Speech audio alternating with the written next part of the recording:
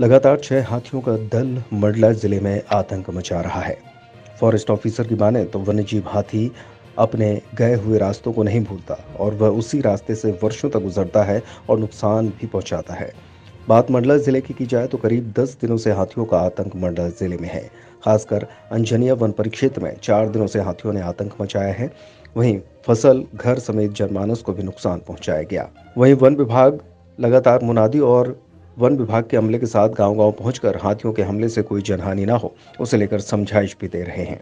Sir, यहाँ शाम के हमको तो मालूम था कि इधर हाथी आए हैं करके, और 7 बजे करीब इधर सुर्खी में हलाहल होने लगा। इसके बाद जो है हम फिर हमको बताए कि यार हम कहे क्या करना पड़ेगा, तो कहे वो लाइट बंद कर दो, अंगारी बुझा दो और चुपचाप घर में रहना, हल्ला नहीं करना। फिर हम लोग चुपचाप रहे। 12 बजे करीब हाथी हमारे कछार में आ चुके, धान पे गए, धान में आके। अब हम कहे यार हमें तो मालूम नहीं, थोड़ी आराम करने लगे। इसके बाद बाई लोग रहे तो बाई लोग जगरा ही रहे उतना समय। जब उनको चर की आवाज़ आई तो वे देखने लगे, और फिर हम लोगों को बताई कि हाथी की आवाज़ की काई की।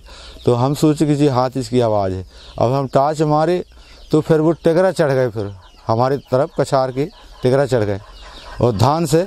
और फिर झाड़ आड़ 100-200 झाड़ तोड़े हैं वहाँ से।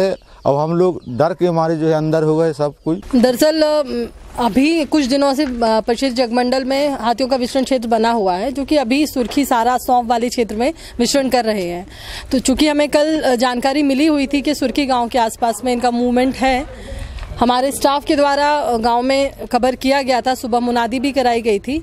परंतु चूंकि जब शाम ढली तो उनका जैसे मूवमेंट शुरू हो जाता है, तेज़ हो जाता है हाथियों का मूवमेंट, तो वो खेतों से निकलकर सड़कों से होते हुए जंगल की तरफ जा रहे थे।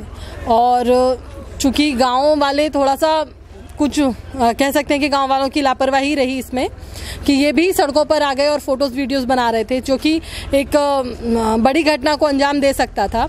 परंतु जैसे जो हमारे वन रक्षक हैं राजेंद्र टेकाम, सुर्खी बीट प्रभारी हैं, उनके द्वारा लोगों को तुरंत में मना किया गया और लोगों को समझाने के लिए अतिरिक्त दल हमने अंजनिया से भेजा हुआ था। पहुंचने पर स्थिति को कंट्रोल किया गया।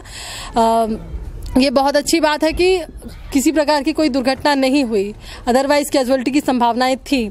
तो लोगों से यही हमने दोबारा अपील करी है। आज फिर लोगों को फिर से समझाया हुआ है कि अंधेरा होने पर सब घरों के अंदर ही रहें, सुरक्षित रहें, पक्के मकानों में रहें, और अगर हाथी आपको दिखता है तो आप उसे भगाने की कोशिश ना करें। वो रात में हम खाना खा पी के सो रहे थे, तो 12 बजे रात में हाथी आए और हमारे मकान के पास में भी के पेड़ हैं, वो सब तोड़ते रहे।